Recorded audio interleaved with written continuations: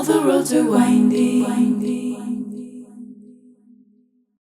Welcome to the show, Veda. I am super thrilled to talk today, and I am just so excited to share what you're getting into with our audience because I feel like it's going to blow their minds. So thanks for being here today, and yeah, welcome. Thank you so much. I'm so happy to be here, and I'm excited to blow some minds as well. Always fun, right? So we like to begin by asking, who are your ancestral lineages? Where do you come from? Mm-hmm. So I was born in New Zealand. My father is Maori and Scottish, and my mother is a big mix of things. She passed away in '99, so she was born in England, but her ancestors were French, Russian, Romani, and Scottish as well, and Russian. So this kind of big mixed bag of different nationalities. On my father's Maori side, we're related to a woman called Princess Tupuia. And on his more Scottish side, going back into some Viking area, we're related to a man called Olaf the Black, who was the king of the Isle of Man. So, wow, quite a lineage. Thanks for sharing.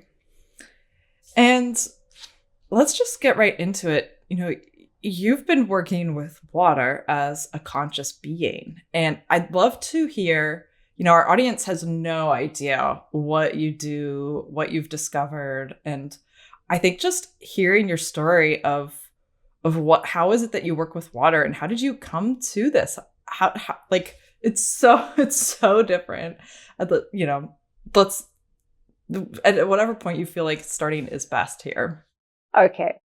Well, about 8.5 years ago, which is how long I've been working as a crystallographer, I was fascinated with some work that came out by some pioneering people. Most people within the conscious community and people interested in water have heard of Masaru Emoto. His work, although not embraced by the scientific community, was very much embraced by thousands and thousands of people around the world because it really opened the doorway to make us realize that we're bodies of water sensitive to external environments, to thoughts, and to words. So his work was basically where he would, for example, have 2 glasses of water, one with the word love, one with the word hate. He would put a small droplet of each, flash freeze it, and then microscopically photograph the results. And his work was very much seen in contrast. So like heavy metal versus classical music, love versus hate. And he would see that the crystallographic structures of the ice would either be beautiful and geometric or fail to form structure depending on the positive or negative, if you want to say that, just for it's easier to say that, influences. But then there was also another man who's become a friend of mine who's a French photographer. He also takes microscopic photographs of water in a similar way that Emoto did. His name is Laurent Costa. He has a book called Into the Heart of Water. And rather than take a more experimental approach, he believed that water is a living being, and he also thought of water as a spiritual teacher. And so he didn't want to experiment or put his dominance into the water to sort of tell it what to do. He invited water to share what it wanted. And so with that different approach, but with the same kind of way of photographing water microscopically, and this is when it had flash frozen, so they're both taking photos of ice. He started to get incredible hearts. He got happy faces. He was getting fish and things that were relative in his life, but that he hadn't even asked for. So water was showing him imagery. And so I worked professionally as an oil painter for 15 years, and I see the world from a very artistic perspective. So when I saw his photos of hearts and faces and these things that actually kind of made me feel something quite different. When I see a happy face, it makes me smile. And so it really touched me in the heart. And so geometries are beautiful. I'm not saying they are not, because they definitely are. But when you start to see imagery very relative to how we perceive imagery as humans, especially with the new kind of hieroglyphs, which are emojis. For example, when we read a text message, it says, I'm going to meet you at so-and-so and this and that, and then you put a heart and a kissy face at the end. We read the heart and the kissy face emotionally. We know what that means to us, even though it's a picture.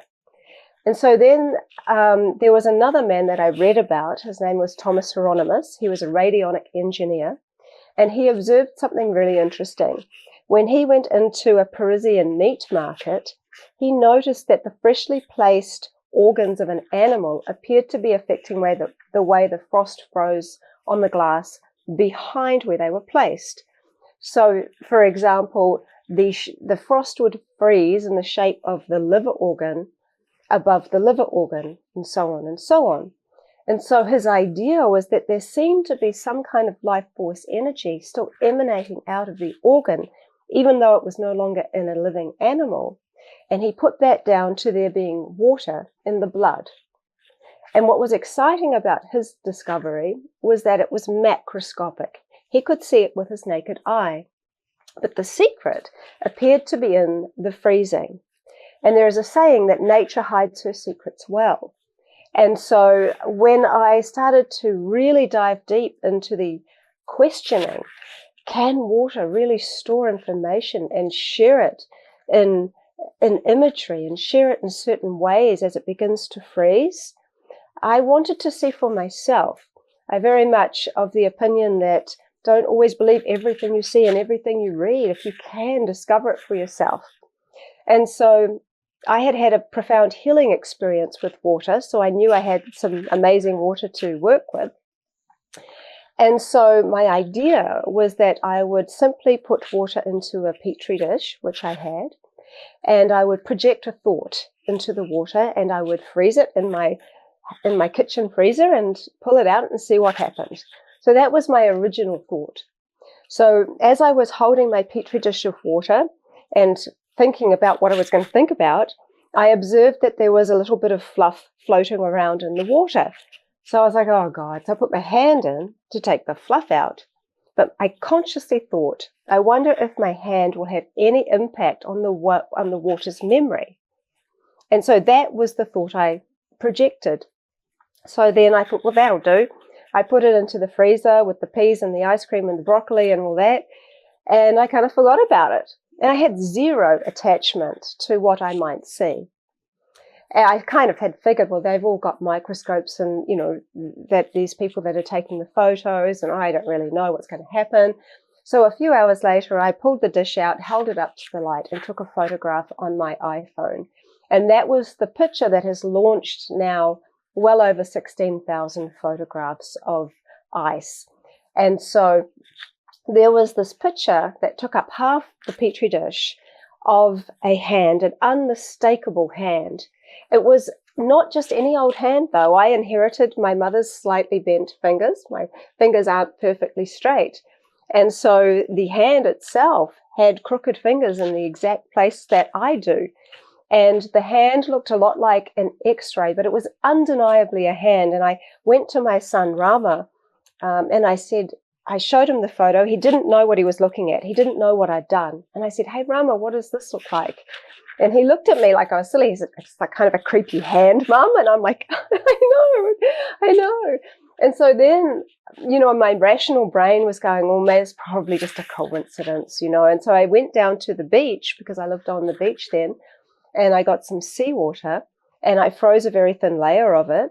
And I pulled it out, I photographed it, and there was this incredible fish with a perfectly round eye and gills and fins. And it was so clear.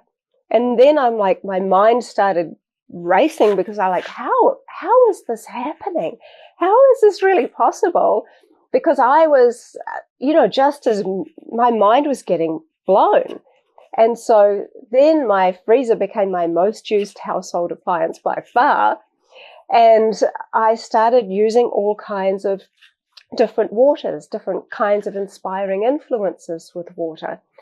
And I noticed that water liked to design in this really beautiful imagery. So I thought, well, I'd love to give it imagery as its inspiring influence. I don't like to use the word experiment. I've never gone into this work with the idea that I'm experimenting on water, because if you consider that by molecular count, we're 99% water, and that there are more water molecules in our bodies than stars in the Milky Way, and that we are bodies of water, I don't want to be experimented on. And I give water the same respect, because to me, after all of the years of work that I've been doing this now, I see that water really is responsive, and much more than that, much more than just responsive. To me, I see that water has a voice, is able to communicate in incredibly sophisticated ways that 8.5 years ago, when I started this work, I would never have dreamt I would have been able to have literal conversations with water. And so I started out by putting photographs of people under my petri dish of water for 30 seconds. So I would put my petri dish of water on top of the photo, freeze it, pull it out, and take photos. But I will say that over the years, my technique has changed dramatically. I used to completely freeze water, and now I look back at that work and I'm amazed that I got the imagery that I did. Because as I became more and more aware of the new science of water, which includes the fourth phase of water, which Dr. Gerald Pollack talks extensively about and has written a book called The Fourth Phase of Water. So for anyone that doesn't know, there are 4 phases of water: liquid, solid, gas, and then a type of plasma and gel. And our body converts H2O into this type of fourth phase water that is inside of our cells and works like a battery and gets energy from light, particularly infrared light. And so as water begins to freeze, it goes from molecular chaos to molecular order. And in between that, there is the space that I call the space of creation, where water starts to use its building blocks of ice to design. So as I got to understand, there's this in-between stage, the stage which is more of a type of gel, or as water's beginning to freeze, I started to open my freezer earlier and earlier and earlier, because I thought, well, maybe I'm missing something. Maybe it's becoming too frozen. Maybe there's a lot's got to be happening in here for me to see this imagery. And so I discovered, over a lot of opening the freezer and shutting the freezer, that water, within 5 minutes generally, but certainly in my freezer, water splits into 2 types of water that I call informed and uninformed. The informed water is taken on the frequency or the resonance of whatever the information was prior to freezing. And the uninformed water has not resonated or has not taken on all of that information. So my tech now that I call CMP, which stands for Collective Molecular Photography, I call it that. It's like this big fancy word, but basically I say it's that because it's like all the water molecules are working as a kind of collective to create imagery that we can see, like pixels do for a photo. And so now I simply freeze the water for just under 5 minutes, and then you notice that there is water that is still liquid on top and there is ice below. And I tip that away, the liquid water, and I photograph the crystalline architecture. And so the difference now with my technique compared to when I would completely freeze water is night and day. I get so much imagery. It's almost 3D. There is so much light that comes through the petri dish. And it is just an incredible technique that I've developed, and I help people to learn, and I guide people through how to get it right for them, because each freezer is different. But when you learn how to do this, then you really have this tool to be able to observe water in a way that you've never seen it before. And you get to see what your water that you drink looks like. And I share people with the patterns that you want to see in really healthy water, or water that is healed. And so what blew my mind when I started using this technique and developing it and guiding it is that the very first layer of ice that forms gives you the most information of the very last influence or inspiration or the invitation prior to freezing. And there is no limit to what you can ask water and what you can see in water. Like I've mentioned, I have over 16,000 photos of water responding in this incredibly intelligent way. I was using people's faces to see whether or not it would show their different features, and that's exactly what it did. I have many, many pictures of people on a side profile, on a straight on profile, of just faces from statues, faces from old Roman coins, all kinds of different things. And you can see their very specific features designed in the ice. And it's like so hard to believe for someone coming into this work and seeing how clear the images are, to go, how on earth could water have designed this? And yet, sometimes fact is stranger than fiction. And what I'm seeing is this all the time. And so it's not just people. It's animals. It's trees. It's sometimes I ask water questions and I get responses that, because I don't know what the answer is going to be, they're so sophisticated. And this is even before I started to realize that there is an actual type of language here that we can identify, that I now call hydroglyphs, which we can talk about in a minute. But the build up to that has been this incredible artistic imagery. And so one of the things that Jerry Pollack recommended that I do is make like a thing where what's it called, when you a questionnaire. I knew it would come to me. To put out a questionnaire blindly, so that people didn't know it was from me. They didn't know what the images they were looking at were. And I did it a few years ago. I had 25 of my images, and the question was, what does this image look like to you, for all of them? There were no kind of suggestions or kind of trying to, give people an idea of what they were or what they were looking at.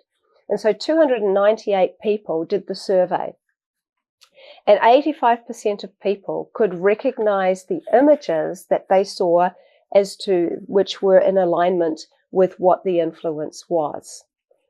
There were 3 where 100% of people could recognize the imagery. So if you consider that this is liquid water going in, and then we're photographing the crystallography of the ice, and people are recognizing the images, that's a big deal. This is image recognition. And so that's what I'm saying. When I'm talking about imagery, it's not that you have to kind of guess what it could maybe be. It's not abstract. It's actually an incredible portrait of something very valuable that water is sharing. But water isn't just a photocopier, and I really did learn that. It was very kind to me in the beginning, showing me the things that it could do. And as my logical mind was going, well, could it do this, and could it do this, and could it do this? But because I'm not limited to what I can ask water to share with me, I would ask questions like, do you know my name? And in the ice, I got my initials, which are, I link my initials very specifically. And I saw my initials linked perfectly in the way that I actually write them. And I've done that a couple of times, and it's done it a few times now. So it's not just random. And the other thing that Jerry Pollack said is it's important for people to see that a lot of my work I've repeated. So, for example, the sound of Om, I've used that multiple times, and water likes to design in these kind of spiraled circles. And so each one looks incredibly similar. And so music is a wonderful way to do these kind of repeated work, because you can play the same song over and over again. It's exactly the same. I'm not in a lab, I'll say that. So I would say that I am doing this in a very organic way. Anybody can do this, including children. And I encourage people to learn how to do it, because it makes your bond with water strengthen to a whole nother level. And you start to see the world in a different way, because there's water in every living thing. And when you start to see that, you really start to shift inside of yourself.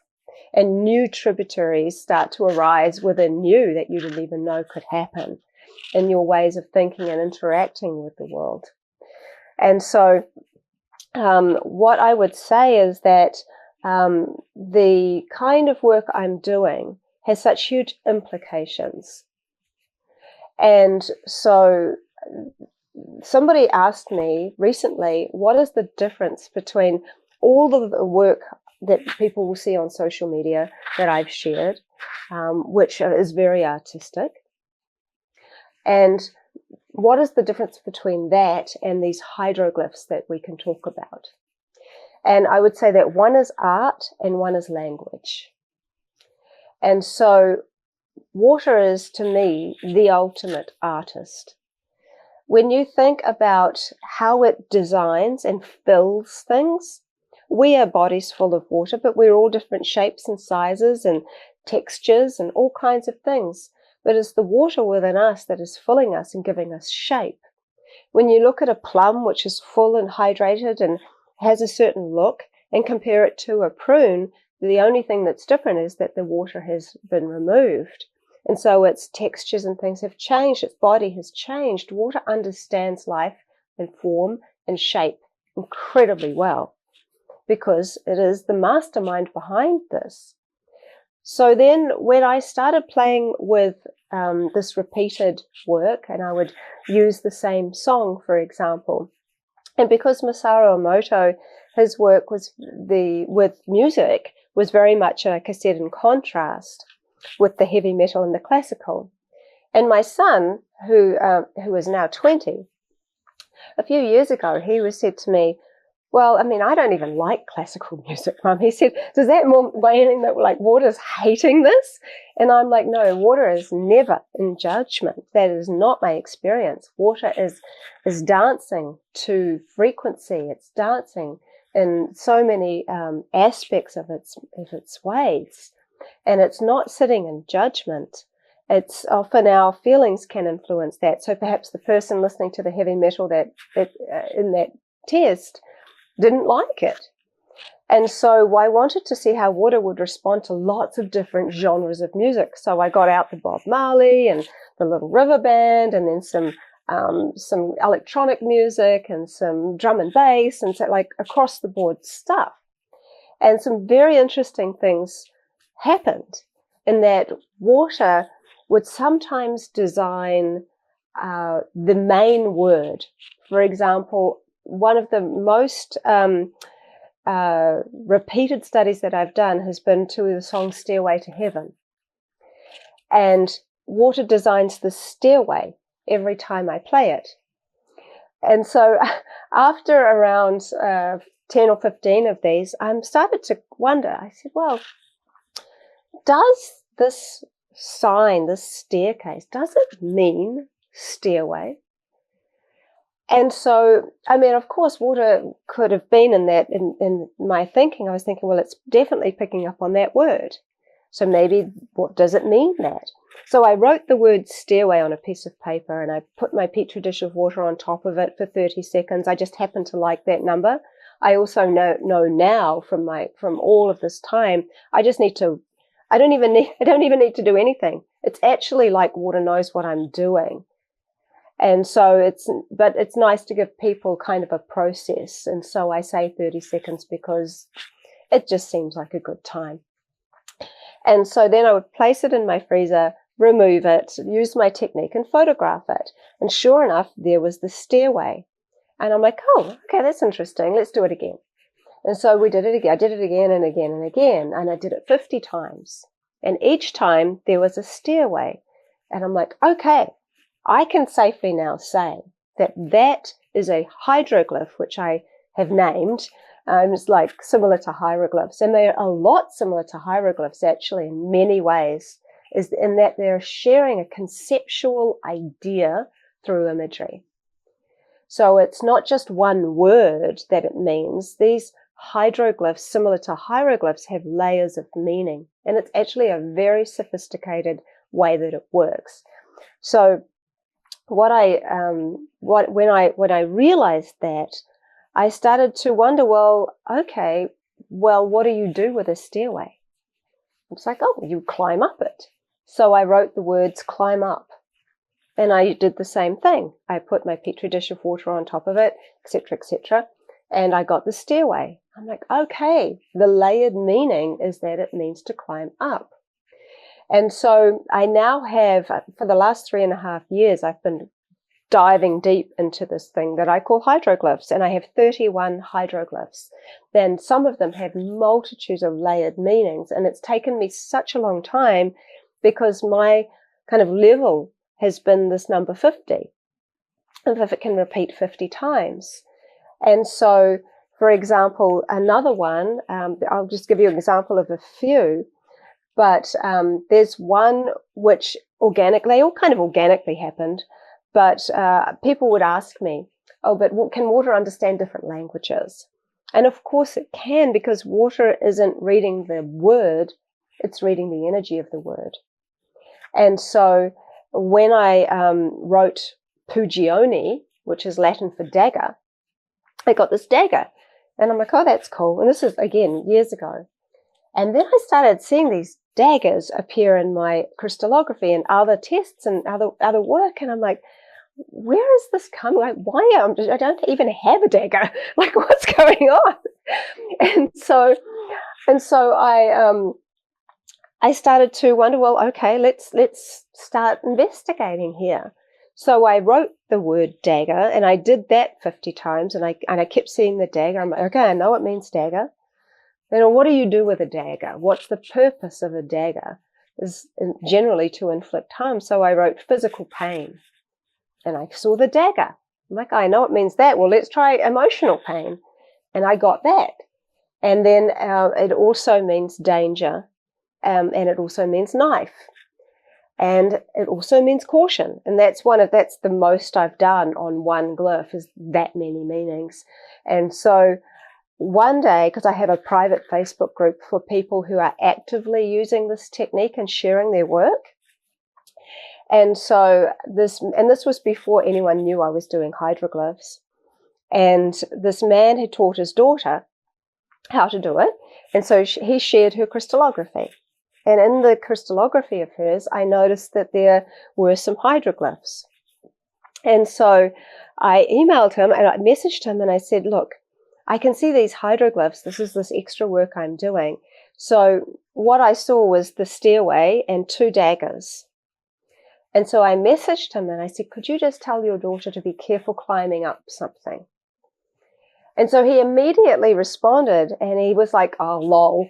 He goes, tomorrow we're going to this place called Go Ape, where we'll be climbing up all these rope ladders and mucking around up in the trees and doing this kind of adventure stuff. I'll make sure to tell her to be careful. So these glyphs were very specific for her, but what's interesting is that they were specific for her for the next day. And so over this time, I've been learning how to read glyphs. And there's a glyph that's called like the message glyph, which looks like a triangle with little frills on the end and this kind of little lines inside of it. And when you have that message glyph, it's saying that there is a message in this for you. And so as I've gone through this, there you see that there is sometimes a variety of glyphs inside your dish. And when they piece together, you start to see this incredibly sophisticated language and these messages for you. And so within this private Facebook group, so if anybody ever gets my technique or learns it or goes on a workshop or whatever, you're welcome to join. It's called the Secret Intelligence of Water CMP Lab. It's quite the mouthful, but it is what it is. And but it's a very supportive place where we all help each other with the work. And so as people start doing this, there was one woman that I noticed in the group, and her imagery was beautiful, like really clear. I could see the pictures and the art. And so I reached out to her, and I also reached out to a man in India whose work is also amazing. And I said, look, I'm doing this work with hydroglyphs.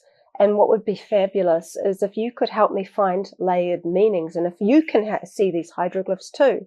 So one lady is in Slovenia, the other man is in India, and I have now another lady who's getting incredible work, and she's in the US. And so the three of us are all seeing hydroglyphs. We're all using different water. We speak different languages and think in different languages. And so we're seeing these incredible images show up. This week, we have decided that all of us, including the people in the group and anyone that's doing the technique, are all focused on the word connection. And everyone is sharing their imagery so that I can see what is similar and maybe find a new hydroglyph that means connection. That everybody else is beginning to help me do it. It saves me so much time. But what does this mean? Like, what does it mean if water has a kind of global or universal language?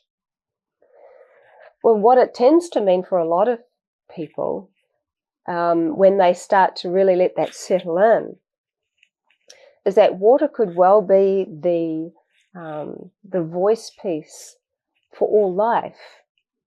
What I've realized is that water only resonates at an incredibly high frequency. When I'm frustrated, for example, if I'm stupid enough to decide that it's a good time to do some crystallography after I've had a long, frustrating day and driven for miles and the kids are driving me crazy and this and this and this, and I'm like, oh, let's do some work. Water won't do anything. It won't design an imagery at all. However, if I'm feeling sad, it's very compassionate. It will definitely share. But for example, in my everyday life happens. So a lot of people ask me, do you need to be in a very Zen space? Do you need to create everything to be perfect and this and this and this to get this imagery? Well, it's nice to do that and to do it, but that isn't my everyday life. I do have moments where I can have that space, but this is my life's work. I have children, I have stuff going on. It is about relationship. And this is a very deep, indigenous and ancient way of looking at water, is that we are in relationship with water because we are bodies of water. Water transcends the body in many ways because it evaporates when we die. And if I think of water as awareness, and its relationship with salt brings in the memory. Salt is a crystal. Crystals store vast amounts of information. We use it in all our technology. We are liquid crystal. We are not fresh water. We're salt water. So when fresh water enters into our body, it is entering into a very informed system. And so that's why I say to people, before you drink water, make sure the last word you said is a positive one. because the energy of that word still vibrating in your mouth and in your saliva. And that's the first thing that water will touch and be integrating with in your body. And so many people are thinking, well, what can this water do for me? How can I program this water outside of me to make myself better? Whereas I tend to think, well, what internal environment would like to invite water to enter? Because this is a sacred union that is happening here. And so my thinking has changed from how can I program water to make me better, but more, what can I offer this water that is entering me so that it then returns back to source after it goes through me in a better way. And so with that change of thinking, it's a very interesting what happens. And so my partner, who has been doing some of this work of late, has been doing a study that's very interesting. We discovered something new, which I always love, in that he's been focused on doing some work that a lot of scientists have been really interested in of late. I know Rupert Sheldrake and various others, where they're working in the areas of DMT and psychedelic and plant medicines and things like that. So my partner's been writing the word ayahuasca, writing the word DMT, writing the word ibogaine, and then using the technique and doing that to see what happens and to see what patterns keep happening. And so he's found something interesting. He gets this thing which we've called the eye glyph, because it looks like an eye with a pupil in the middle, consistently getting this kind of eye glyph. And so much about, I suppose, using plant medicine is about piercing and seeing through the veil and having clear vision. And so there's a thing that my children do that I observed, and I thought it was only my children. Turns out it's nearly everybody's children that I've spoken to on the workshops. So whenever I've done a really pretty crystallography and it's got all these incredible hexagonal patterns and flowers and things, my children, especially my daughter, it's like, oh, can I eat it? Can I eat it? So they just eat the ice. They love it. They're like attracted to it, and they're like, let's eat it. So I was sharing this with this lady that's now doing some work with me, and she said, oh, my children do that too. And I'm like, the children know something here. And so with my partner, he started to eat the ice after having used these words. And he did it straight for a week, eating the ice, eating the ice, eating the ice. And this is some pretty intense energy of words that he's using with these plant medicines. The other night, I'm sure he won't mind me sharing this, but anyway, the other night, he really had some experiences, and they're not always, they're pretty confronting experiences when you're confronted with all the things that go on inside of you. And he started to have some experiences very similar to an experience he'd had on ayahuasca. And he started to realize, hey, actually, I need to take this a bit more seriously, because the energy of the word is entering the water. The crystallography even deepens it even further.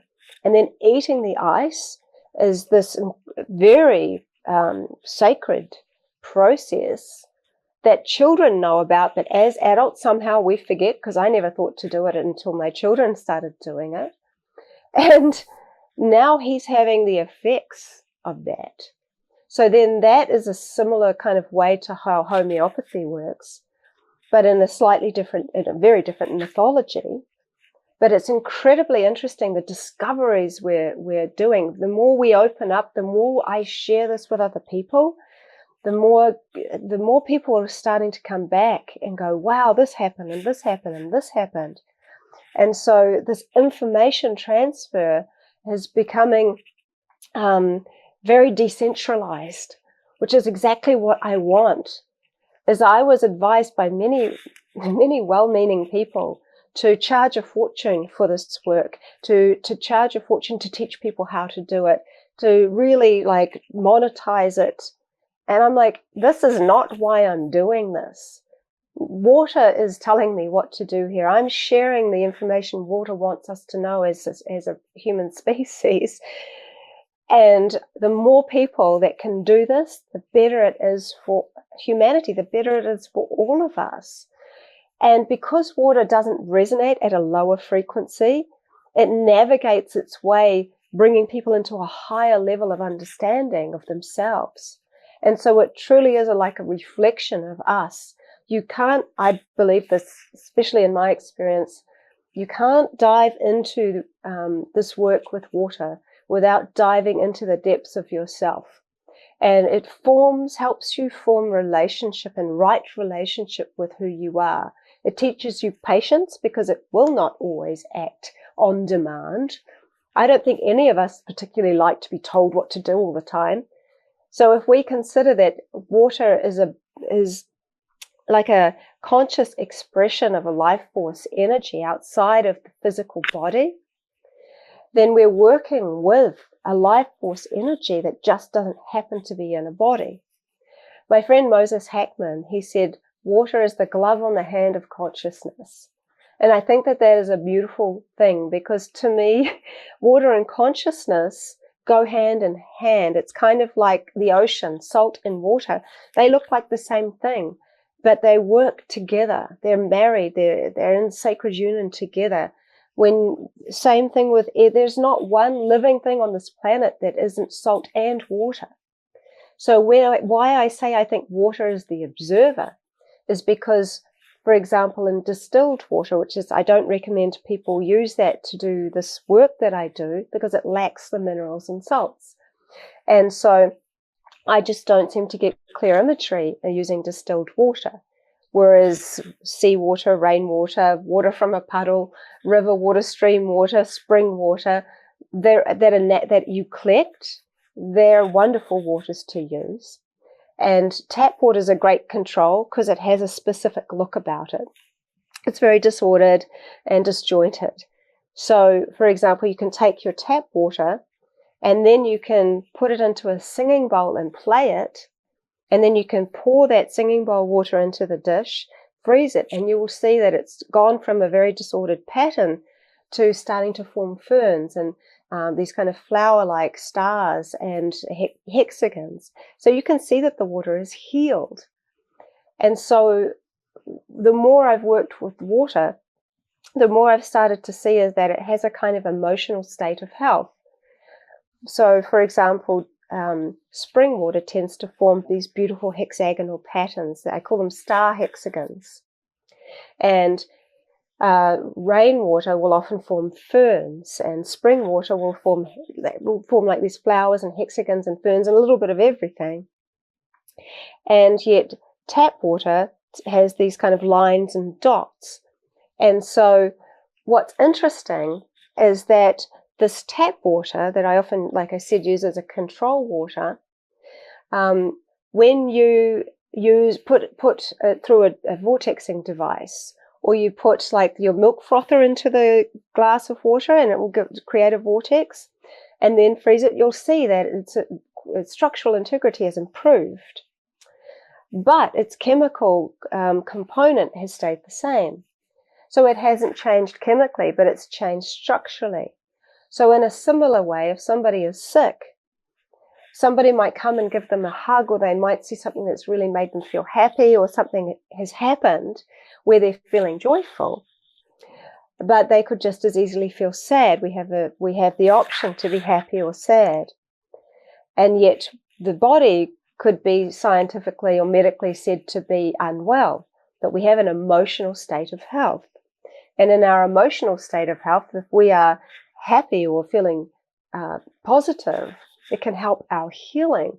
And so I've seen what could be termed as unwell water heal, especially through conscious love and through loving expression. By holding the bottle of water, for example, to your heart, makes a massive difference.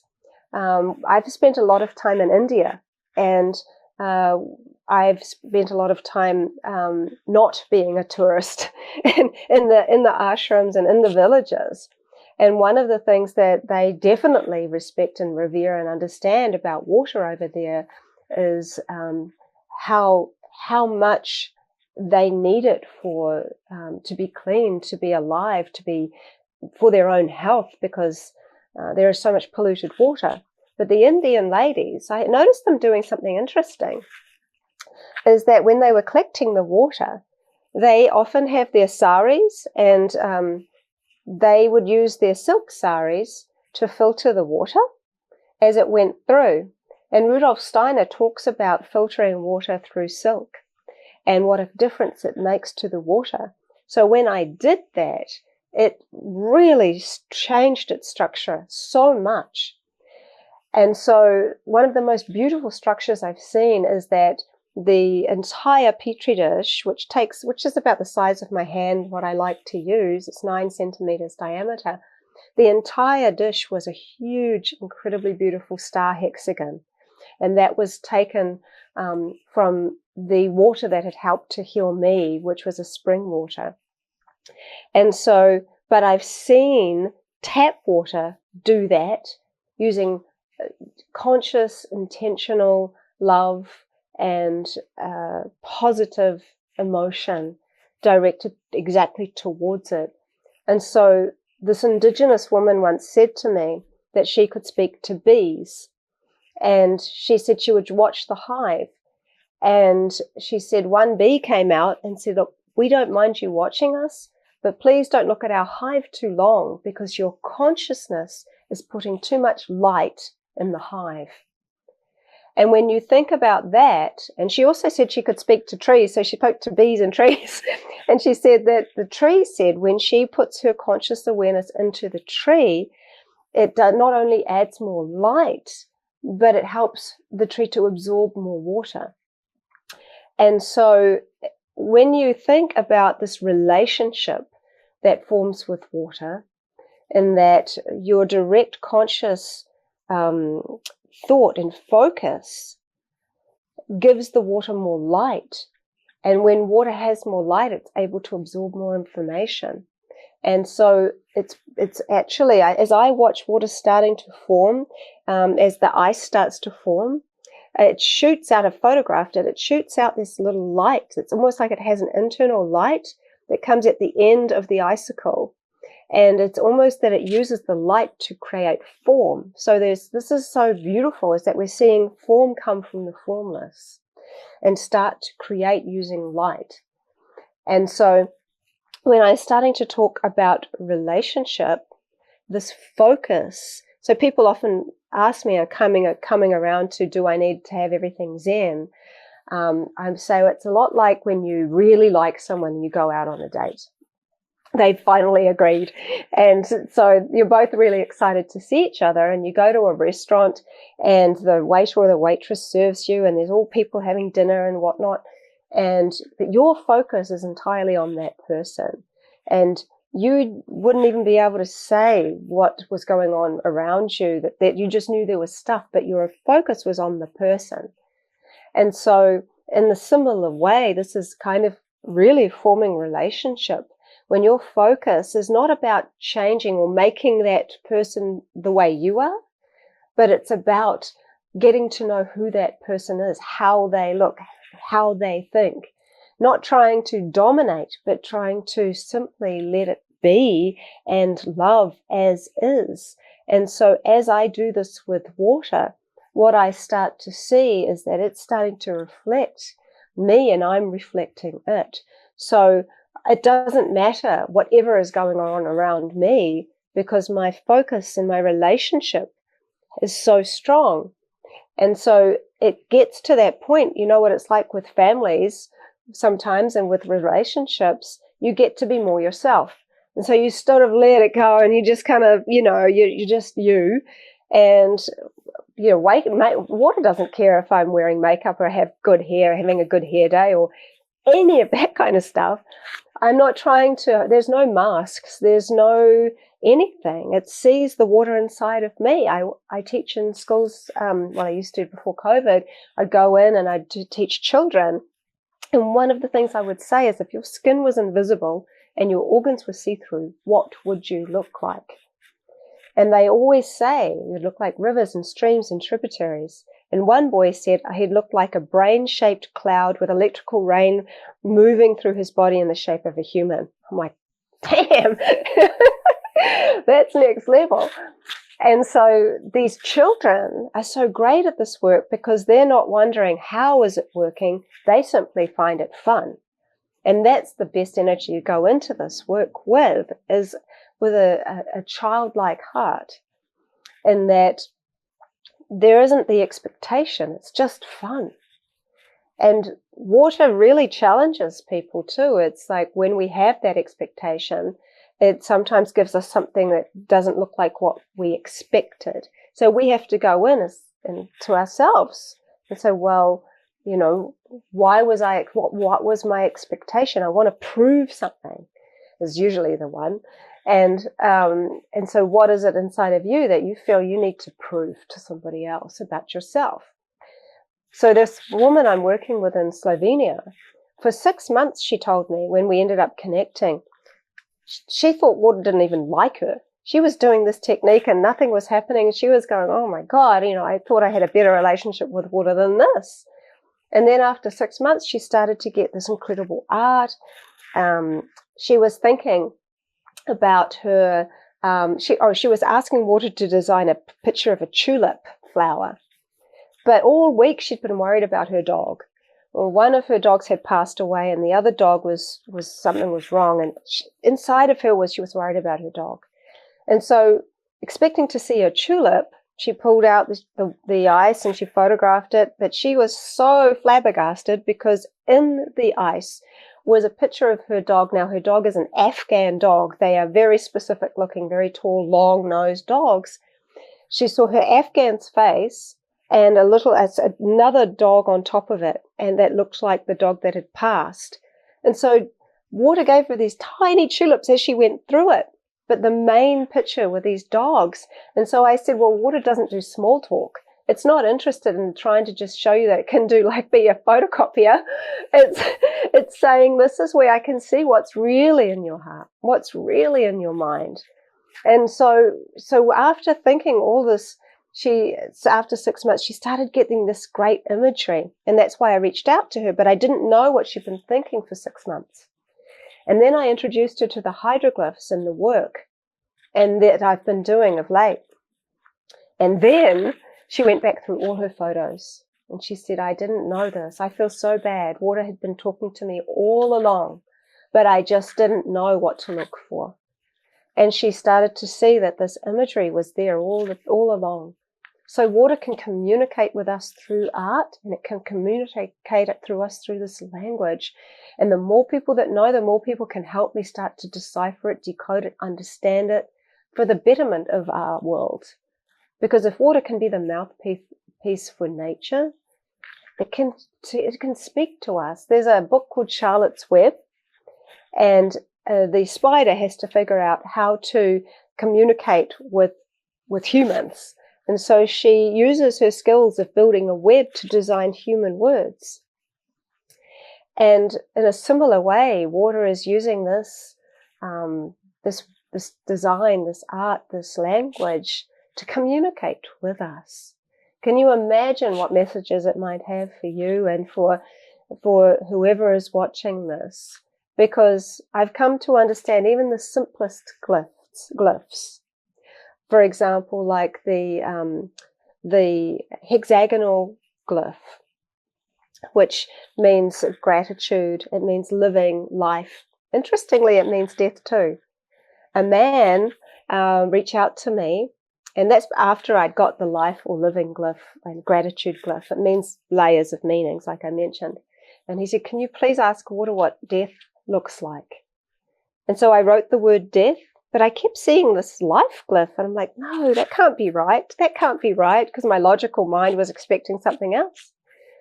But it kept doing it, and it now then became part of this layered meaning of living, because water doesn't recognize death the way we do.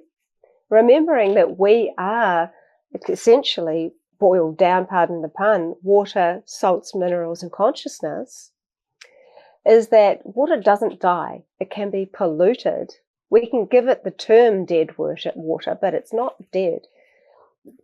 Water will always evaporate at some point, which means it just transitions. And so this idea that water just recognizes that the living and death just doesn't mean that same thing. So that was kind of a side road. So if you can have this living glyph, which is this beautiful hexagonal pattern, and then I saw one which was that pattern with the heart inside of it. The heart is the hydroglyph for love. And so that means that love lives in gratitude. It's a very simple glyph, but the meaning is so beautiful. And the language is so profound. And I did one for myself where the message essentially was the path to enlightenment, because the hydroglyph for enlightenment is also the same hydroglyph for purity, which looks like a lotus. So the path to enlightenment can be emotionally painful, but with gratitude and love, the message is clear for you. And so it's like about figuring out how to decipher the meanings, because sometimes with layered meaning, it just has to be what the other glyphs are. But it's very beautiful. It's like compassionate. But also, there's this lady reached out to me and showed me her glyph, and I was reluctant to answer it because what I saw in the glyph might not be termed as a positive. I have the glyph for the word pharmaceutical, and I will just add, I did this before COVID, and the syringe is the hydroglyph for pharmaceutical. And also I saw there's a glyph for addiction, which are these little tiny things that look a little bit like hot dogs, I guess, something like that. So I call them bulrushes, but and so I saw these, a mixture of these in her water. And so the meaning of that is that potentially someone is addicted to pharmaceutical drugs, potentially. And so I kind of avoided getting back to her. And finally I did. I said, look, I don't know if this is specific to you or maybe specific to somebody you're thinking about. I don't know the context of any of this, but this is what I'm seeing in these glyphs. And she got back to me and she said that actually she was thinking about her, someone very, very close to her that she suspected had some problems. And it turned out that they were, in fact, addicted to a type of pharmaceutical drug. And so I won't get into the more personal aspect of that, but it was very accurate. And so what's interesting is that kind of concepts of time too, and that water will show me things that have happened in the past 100 years ago. And that's another long story. Things that are very, very present now, and also things that seem to be able to happen in the future. With the hydroglyphs, it's interesting because I wanted to see whether it would show me any of the days, Monday, Tuesday, Wednesday, Thursday, but I wouldn't get anything. I thought, well, let's try Christmas, and I didn't get anything. Let's try these different holidays. And when I kind of got to Easter, I didn't get anything repeated. But I'm going to be being filmed for a mini-series by the director is the lady who was the director of a series called Magical Egypt. So she's quite familiar with hieroglyphs. And she suggested that maybe I should look at pre and post Easter, like on either side, perhaps. And so I'm like, okay. So I wrote pre-Easter and post-Easter. So I have hydroglyphs for pre-Easter and post-Easter. And so it's interesting on a time frame that of all the things, all the time frames that I could have been given, water's given me this one for some reason, and I don't know what the reason is. Part of this is still, like, I feel like it's a kind of an ancient future where I'm a kind of an archaeologist, but also a full-on future discoverer. And so there is so much to learn. And I often feel like I'm still an infant learning about this work. But by including other people and getting other people to be part of it, and not just people, like, I will say this, and I very much sit in the camp of art. I see that there's the scientific camp. I am a researcher, but I'm not a full-blown scientist. So I'm not doing these things in a lab, and I don't have the kind of relationship that many would within the scientific community. We're seeing water as something we're experimenting on. I can't even get into that space. I consider water to be sacred. I do see that it is communicative. It has serious messages for the world and implications far beyond what we could even imagine yet. I am very interested in the science world. There is also the world of consciousness or spirituality that I think is very valid. So I see my work as a threefold. But water, with the art, because obviously I work professionally as an artist, I say to people that this is just too difficult for them to get their head around. I would suggest see it as art rather than dismiss it and let it have no value anymore. Realize that this was created by water. This is an incredible masterpiece, each and every one. So there's different ways to look at things and give them value rather than discard it as some kind of pseudoscience. I openly share my technique. I openly invite people to be part of this with me. And so I have got the attention of some leading water scientists that are very interested in what I'm actually doing. And I guess I'll kind of bring it around to this one thing that happened to me where some people were very interested in what I was doing, that I was doing some work for several years ago now. And they wanted to have some sort of scientific proof done in a much more kind of scientific way. And so they had various companies, and they had a scientist, a molecular biologist coming over from Canada, and they asked him in his spare time for a couple of weeks to work on trying to figure out how to prove that this was possible, what I was doing. So I told him my technique, and I shared everything about my conscious connection with water and all of this kind of stuff.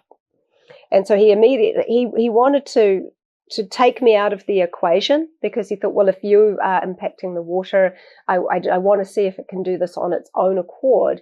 I don't, I want to prove that. And so he had this clean room in a lab. And so he had this set up where he had a computer that was able to randomly pick out of thousands and thousands of uploaded photos that someone else had given him, just pick a photo, and then he'd have the petri dish of water in front of it. Whatever it landed on, he'd leave it there, and then he would do the technique and take the photo. And so all the while as this is going on, and each day he's ringing me up saying, well, nothing's happening, I'm not really seeing anything, blah, blah, blah. I'm like, oh, that poor water must feel like a lab rat. This is just, I'm going into like full blown, like I feel so responsible for this water that is being experimented on, literally. And then about day 10, he rings me in the morning sounding a little bit excited. And he says, well, there's definitely something in there. Even I can recognize it. I'm like, okay. He said, but it doesn't reflect the image on the screen. And I'm like, well, what's the image on the screen?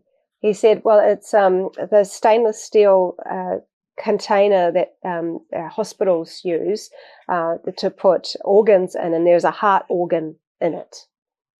So the photo was of a human heart organ inside one of those hospital stainless steel tray things. And I'm like, okay, well, what do you see? What's the water showing you? And he sent me the picture. And what it was kind of like a perfect emoji. It was like a circle face with two eyes, a nose, and a sad face. And my heart just was like breaking, because if you look at what that message was, and you look at the symbol of the picture that was shown to the water is saying, where is your heart? And so even though he said, well, it's very interesting. I mean, he didn't go anywhere else. Then he went back onto his other work. But for me, I'm like, well, I don't care what anybody else thinks about this. This is my personal journey with water, and I invite everybody who is interested to start to form their own personal journey with water, because we're all reflections of each other in one way or another. And so I have very much maintained my my relationship, and keep building on that, and keep not worrying what other people think so much, but really just staying true to whatever water is showing me, whatever message it has for the world, because it does have many. And it understands us intimately. When we drink water, it becomes us. And so I think it's very nice to think about that, because when water leaves us upon death, this is why I say I think of water as the observer, and when it enters the body, it becomes a body of memories. Everything about our life, when we look back at it, is a memory. When we began this conversation, it is now a memory. We are incredibly sophisticated bodies of water that collect memories. And I always like to think that I will be a great memory in the heart of somebody when I leave.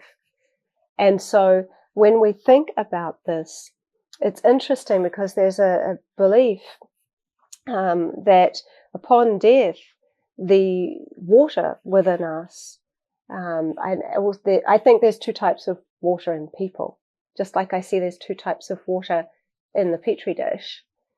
I think there is this essence water, the water that's always been and always will be, and that is essentially holding our spirit or consciousness. And then there is the other kind of water which flows through us and hydrates us and gives us holds information, because it also has the salt. Like I said, salt's a crystal. So I think that's salt water, where salt water is why we have cellular memory. So upon death, I think this essence water is able to go from a liquid into a gas without the need for boiling. I think because we know so little about water, and it has something like 64 anomalous properties or more, and that I don't know if this science says anyway, that at least 70% of the water on the surface of Earth came from meteorites and asteroids, making it an alien substance which doesn't conform to the laws of physics and gravity, making it the rebel element. I think that we are still we know so little about water that wouldn't surprise me if it's able to do things we yet don't know that it can do yet. So if this essence water that holds our consciousness is able to go from this kind of liquid into a vibrational vapor and exit this human container, it explains why when people have near-death experiences, they feel themselves rising. And I've interviewed 3 people that have had that experience that say they feel that they're rising and looking down upon their body, and that they have actually feel no attachment to their physical body anymore, but they're the observer, and they all think, oh, I hope that person's going to be okay, and they go on to have other experiences. But what's interesting is that if that's true, and when water evaporates out of the salts, it becomes the observer. And there's an indigenous belief that the salts, which are also a kind of immortal, are like water. Even when you are cremated, your ashes are actually salts. And that your journey in life, the memories that are held, go back into the earth and are shared with the earth. And so that's why I encourage us to be a body full of beautiful memories if we can, especially when that's our gift to people, because we all get to transition one day. But what we leave behind is also, there's memories we leave in people. And so I think, and to this earth. And it's never too late. It's never too late to be a good memory. It's never too late, ever. So I can go on and on and on. Thank you for sharing this. It's, I think at this point, listeners are like, their minds are blown. They're the water in their cells is like, yes, finally. I would love to just kind of explore around, I guess, our community is we're animist. We see the world as living. We're not just this inert rock or just this inert water that's just an element or a substance. It's like, it's a brother, sister, father, mother, ancestor, creator. It's, a living being. The soil is a living being. The sun is a living being. The plants, like everything is alive and conscious, and something that just like finding your work and hearing your story and here listening to you now, and you've kind of touched on this too. It's like, it's so exciting to see this representation of like water is hearing us. And like the Masaru Emoto's work, Dr. Emoto's work was so exciting too. And this is such an evolution, and the implications. I would love to get into some more of the implications. I think you've touched on some, and just I love how you've shared that they're connecting with water, communicating in water in this type of relationship can help. Water is literally reflecting you back to yourself, so you can see yourself in this way. And I just think it's like it is like this gateway to a paradigm shift in general of like being in relationship, and something that I have a connection with nature spirits, and something that they are always telling me is that,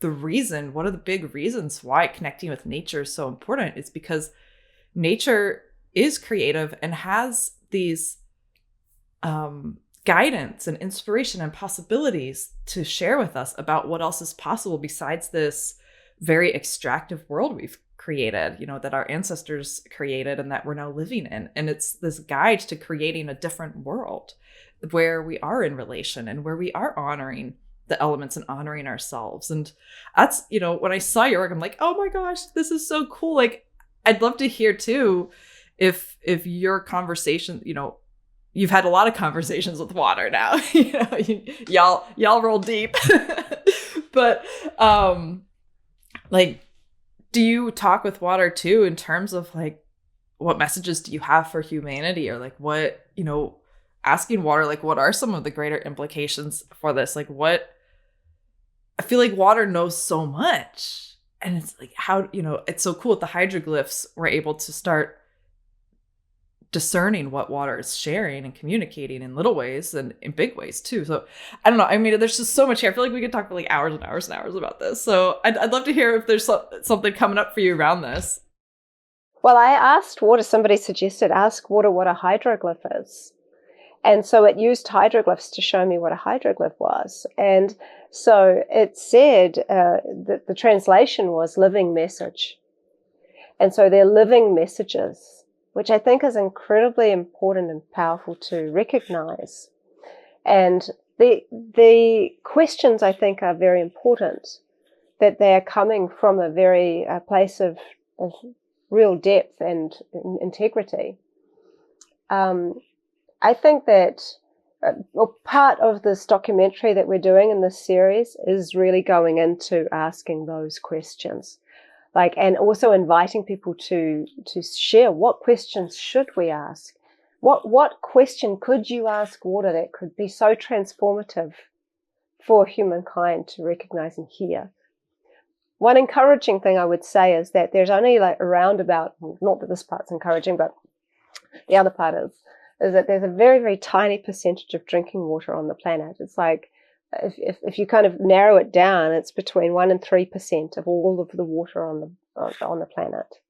They're a very small percentage, but it only takes that percentage of people to open their hearts to this work, not just my work, but they open their hearts to water as a sacred life force energy, and to start being in right relationship for a mass tidal wave of change to happen. It isn't a lot of people. I don't even think we're that far from that. And I think that if we are able to get that amount of people to start sharing and asking themselves, ask water yourself what your biggest question is. it's like, I know I've started this, I've developed this, water was kind enough to share this with me, but I know part of my journey is to share it also with the world so that we are able to get a bigger message out there where if we as a community are able to all do the work together and ask the question together and do the work together and see what water's showing us in the crystallography, we can read a huge message for humanity. This is never meant to be small. Water can be a droplet, but inside the droplet is the ocean. But we are living on a planet full of water, full of memory. All of that, all the oceans hold so much information. And I think that even just the simple part of people starting to, at the very least, think about when they drink water, just think about what is happening, that they're to create an invitation to enter into a new body, enter into this body that we call ourselves. And at the very least, just becoming consciously aware that there's more to water than just a drink or something that takes away our waste. And that if we actually start to recognize that even not just necessarily water, but air and fire and the elements have a way of communicating with us, then I think we start to have this real change. That's why I think it's like the more people that get to do this work, you can't, like I said, you can't work with water without it changing you, without it bringing you into right relationship with yourself. If you're open enough to ask the questions, why am I feeling frustrated? Why is this? And why is this? And what's happening here? It brings you into patience. It brings you into acceptance and allowance. It brings you into invitation over dominance. It's a very powerful way of kind of starting to guide your life. If we were all to share loving vibration on a large scale around the world and all eat our ice, perhaps that's a nice way of starting to really make some global difference, because I've seen that really works. I've also started to do some, and this is very early stages, but I had a stomach ache a while ago, so I put a petri dish of water on my stomach, and it revealed this kind of a knots, and so that's how my stomach felt, like it was tied in knots. So using water on the body could be a fun way to start to see how your body is feeling, like where energy might be sort of blocked, and you can use this in any way you want, but what it won't let you do is use it for bad. It is interesting because if you are to use, like if I was to use a word like anger, the water actually does something very unusual. It does the same thing that it does when it's sitting beside a 5G tower, in that it thickens, and it creates this very thick ice with a very disordered look. No patterns, but just kind of like a thick, muddy look, and it's not clear. So there's no clarity in it. And so it just won't design in the same way. So it's holding you to a certain level of integrity. So that's a very reassuring, because with Tesla's work and with all these amazing geniuses that have gone through the ages, and Victor Schauberger, their work has often been used for bad. What's nice is that water won't work that way. It won't have it. It won't resonate in that frequency, and I find that very encouraging. With Victor Schauberger, one of the most intriguing things, and whoever doesn't know him, look him up, he was called the Water Wizard, and he worked with water in ways in which have been really historically transforming. And he really talked about implosion and explosion with water, talked about how water loves to vortex, and explained how trout can go upwards, upstream, And he was worked in logging and forestry. And anyway, he had a very intimate relationship with water. He also, in his later years, started to create anti-gravity devices and various things like that. But he shares this story where he was sitting by a little stream and he started to feel strange, and he fell unconscious. And when he came awake, he realized something. He calls his consciousness free consciousness. And he said that water had taken his free consciousness on a journey with it. And when it had finished, it gave his consciousness back, but full of information about the water. And so he said he was a searcher, but he became a researcher of his own consciousness in a way, in that he would send his consciousness out on expeditions with water and bring it back full of information. And that's how water would tell him what temperatures it liked, what it liked, how it moved, what it could do. Very, very many other things. I suspect that those conversations he had with water, that he called conscious water, are probably some of the reasons that he was able to really do some of that later work that he did. And I think he said people just don't know. They don't realize that they can send their consciousness into the unseen areas of nature, and it can come back with information. It's very deep work, and I think that there have been pioneers and very incredible people that have just immersed themselves into the depths of this area and are able to give us so much insight. But their work then is so incredibly important. And because it has been seen as so important, unfortunately doesn't always come to fruition, because it can be taken and stolen, all that information, like with both of them, with Tesla and Victor Schauberger. They both had pretty rough ends to their lives. And I think we've seen that happen. But water's so intelligent. That's why my book's called The Secret Intelligence of Water. And what I see is that there's a greater intelligence. But someone once suggested to me, what if water is expressing its consciousness through us to observe itself from every different type of perspective, including what it's like to be an animal and a tree and all of these beings? Makes us, when you think that the glass of water that you're drinking has been through the clouds, it's been through the trees, it's been through the animals, it's been through our ancestors, it's been through the earth. It's seen so much. It's observed so much, it's absorbed so much, and then it's entering us. It's a very powerful thing to consider. I was thinking that. I was like, what if we're just like is water consciousness? I don't know. Well, that's why I say I feel like water and consciousness are inseparable. Even if you think about it, the hydrogen and oxygen atoms. So there are two hydrogen atoms considered to be feminine, and the oxygen atom is considered to be masculine. So often people say to me, is water feminine? I'm like, I think it's in balance. I think it's in balance. And the hydrogen is the atom of levity, and oxygen is the atom of gravity.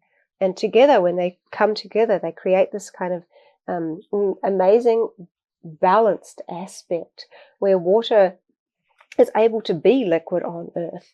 And it's not something, there's all kinds of people that say that the physics of it all, really, water just doesn't make sense. It expands when it cools, it does all this kind of stuff, but we have liquid water on Earth.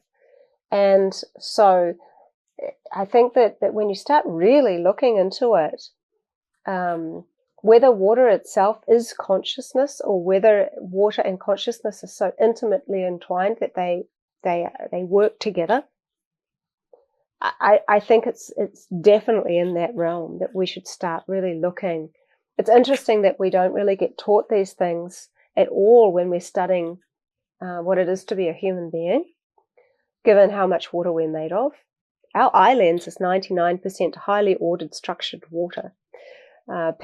We've talked about tears before. People ask me, what are tears to you? And when you think about why we cry at when we're laughing so much that tears are coming out. We cry because we're cutting onions. We also cry because we're sad, and it's just like this flood of tears come out. And there's two interesting things I want to say about that. One is, I think that tears, as they come out of the eyes, which are considered the windows to the soul, are expressions of our spirit. And that we always say, it's very difficult to explain, for example, what an emotion looks like. We can explain, well, I look angry. This is the angry face. This is I'm angry, and I'm angry because of X, Y, Z, or I'm sad because of this, and this is what a sad face looks like. But that's not what the emotion itself looks like. That's the face we create when we're sad or we're happy or we're angry. But tears, when we have that emotion of happiness or sadness, they come out and we can see them. We can taste them. They're pure emotion that we can literally have on our finger. And a lady that's working with me, Sarah, recently told me something so cool. She said that our tears, when we cry, they come around our face directly into our mouth, because our tears are designed to heal us. And then when we take the tears of our sadness and we drink them, they go into our mouth. They're designed to heal our spirit and our soul. And they're designed to heal the emotional wave that's coming out of us. So it's incredibly beautiful when you start to think how incredibly sophisticated we are as people. Bruce Lee, he said, be like water. Water becomes the cup, becomes the kettle or the teapot. But we are water. He's saying become like water, be like water. There is much bigger meaning behind what he is saying, I believe. Have you ever collected enough tears to freeze them? I have frozen, when I was cutting onions, then I usually have like a petri dish of water beside me. And so I just, goodness, it must have looked so weird. I was like collecting them in the thing, and there was some water in there. I was collecting, putting the tears in there, and I thought, well, I don't want to lose an opportunity. And so when I froze them, what appeared, and I've shared it on social media, is this iris with a pupil inside, and it's very, very clear. And so it's showing, what it saw as it came out of my eye. I haven't done a lot of them though, but I would really like to. So I know some people have done work looking at tears microscopically, and they form different structures from different types of emotions. But to do this macroscopically, I take all my photos on my iPhone, and so they are literally images that you can see. And so I think that there's so much work I would love to do that I think is really important. I have literally thousands of people who have asked me, can you do this? Can you do this? But one lovely thing that has happened, and there have been many, is that I asked water once if it could connect with my mum, and I'm going to say this today because today is my mother's birthday, and she died in 1999. My mum was like an amazing angel, and she was also my best friend. And when I used to live in Japan back in the days before cell phones and emails, Mum and I would write letters to each other. And at the end of every letter, my mother would always attempt to draw a circle and put a heart inside. And Mum's circles were always awful, and they looked more like misshapen rotis. She'd give it a go. And so when I asked water to connect with my mum, and then I froze it, pulled it out, photographed it, and inside was a misshapen circle with a heart inside. And I'm like, it meant such a lot to me, because I think, of course, water is way past the veil. It probably is the veil. When you think of a veil, it's like a mist. And it's interesting. Once I really want to just like dedicate what I'm doing today with you to my mum, because such a huge part of who I am is because of her and her incredible love and selflessness. And once a friend of mine who's a big water guy, and he asked me if I would put 2 petri dishes out overnight so that all his friends from around the world could send him happy birthday wishes. And so I knew his dad had passed too, so I put a 3rd dish beside the other 2. All have the same amount of water in, but I'd said to water, can you please connect to my friend's dad? And so the next day I come out and I freeze those the 2 he asked and do all of that. The 3rd one that he didn't know about, something strange had happened, and that most of the water had evaporated. And I'm like, wow, that's strange, because the other 2 hadn't, and I put the same amount of water in all the dishes. And so I thought, well, I'll just freeze what's left. And when I froze it, was all the water formed into a heart. And so it was as if the spirit of his dad had somehow used the water as an energy source to leave that message for him. And so there is so many more implications. Somebody asked me if water could show if her cat sees her from heaven. That was her question.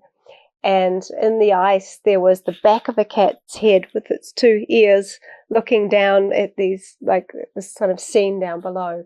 And so there are many, many things that water has shown me in that realm.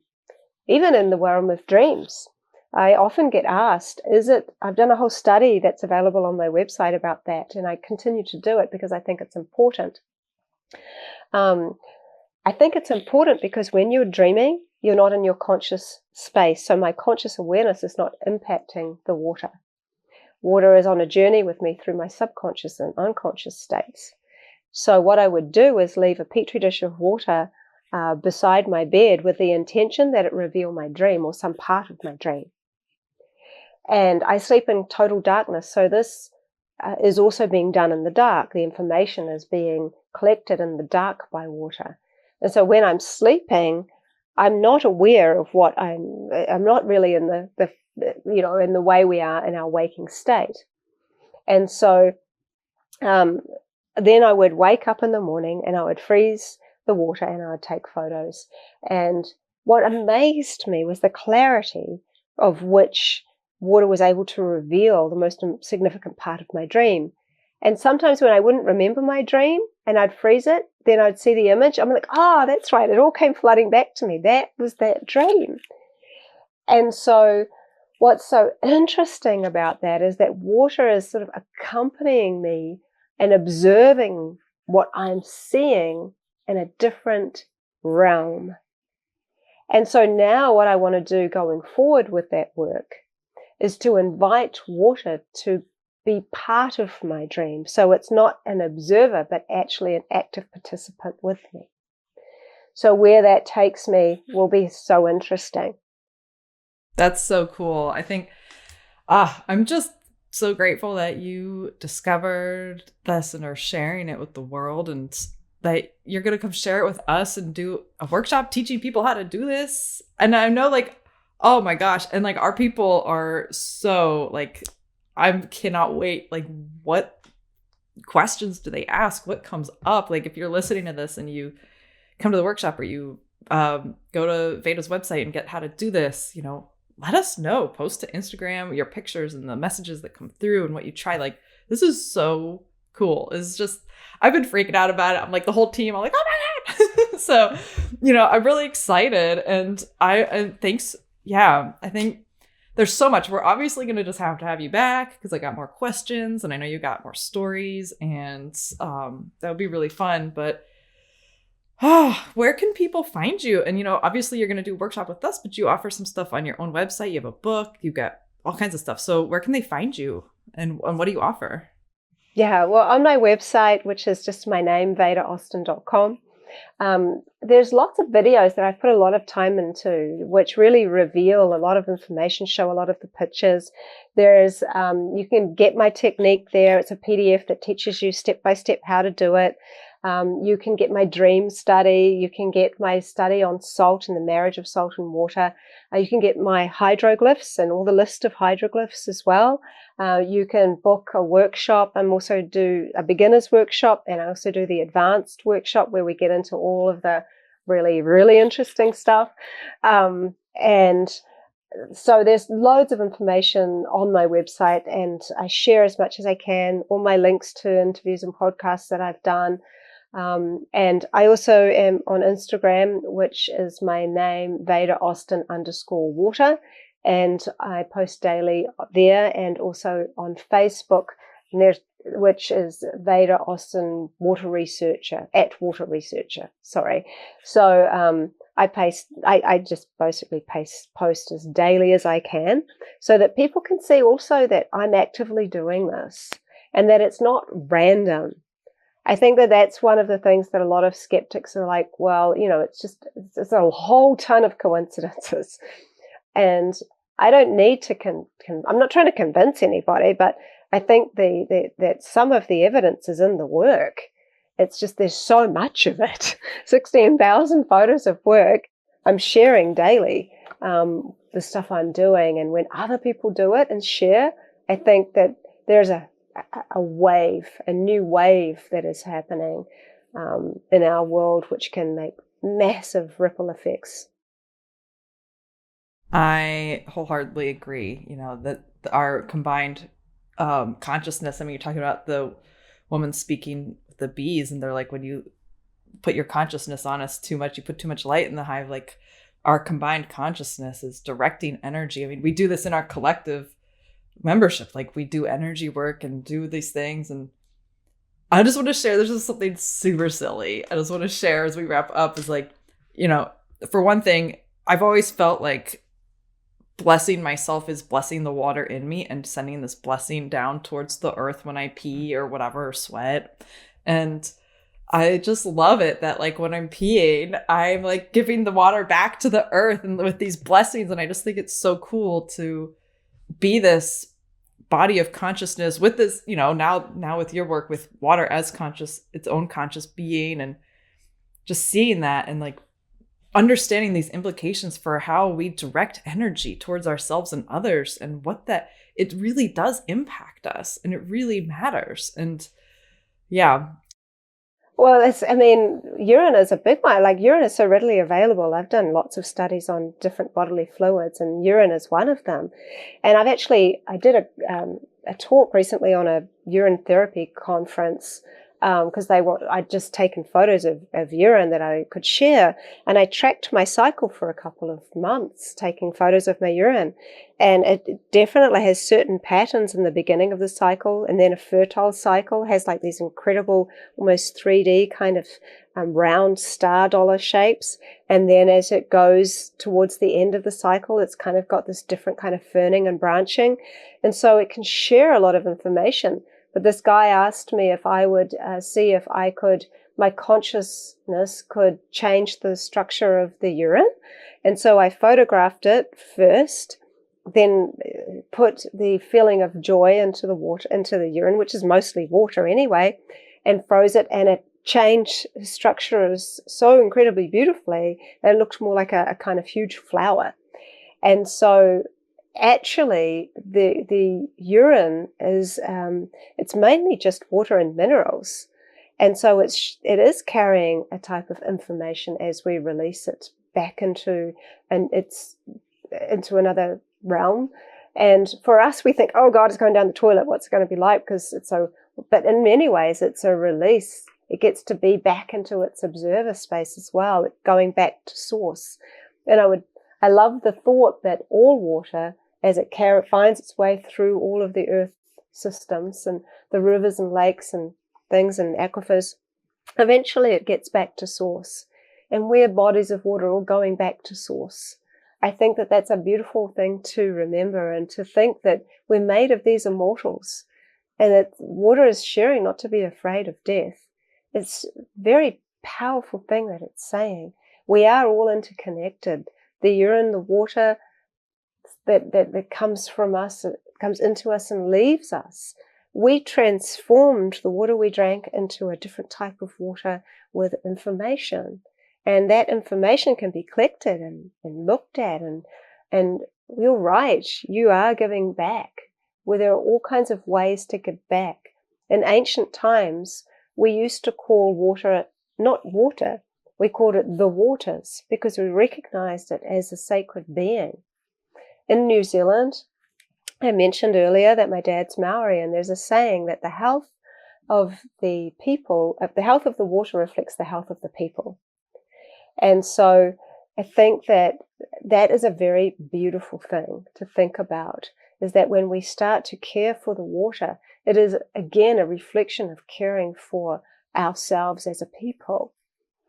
And then when you start to recognize everything is made in such a perfect way, nature isn't making these mistakes. It has actually designed us in this perfect way, and water is the medium that transfers through us. It fills us, it leaves us, but it never leaves us alone. It never leaves us alone. It leaves with us as we transition from one form to another. And so I think that that's why I think of water as my constant companion. And that in that way, it is, nothing is not sacred in the nature realm.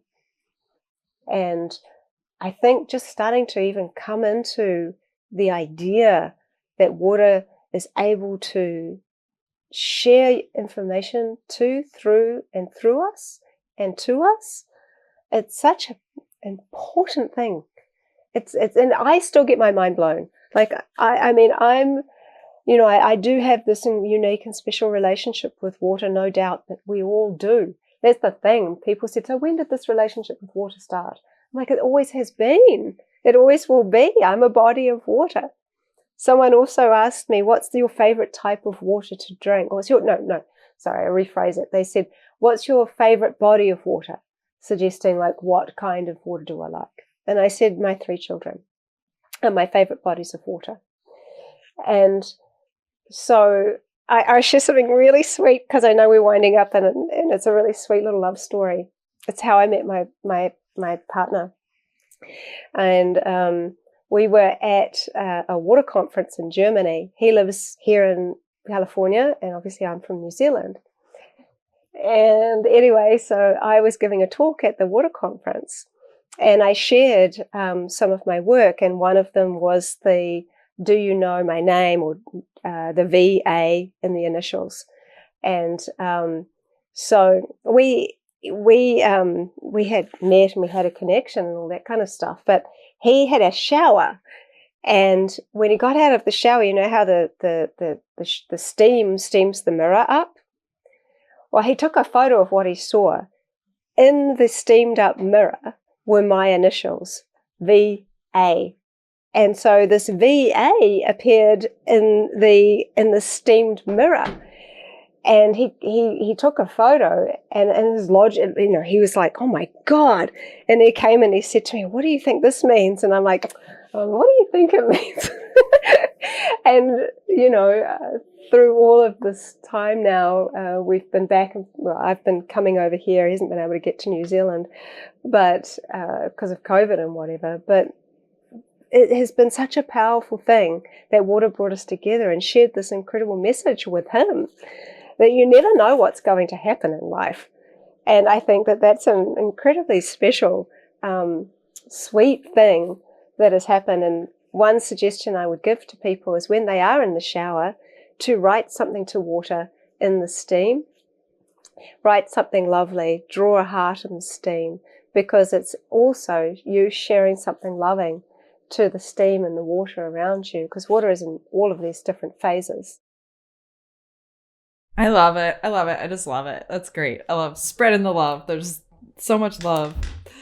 Awesome. Wow. It's really beautiful. I'm just super stoked. And obviously we're going to have you back on the show again and talk about some more stuff. And just thank you so much for being here today and sharing your work with us.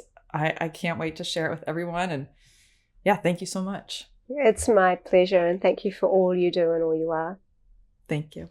All the roads are windy. Listen to over 200 free Earthspeak podcast episodes on your favorite podcast app and visit earthspeak.love to learn about our collective community and workshops.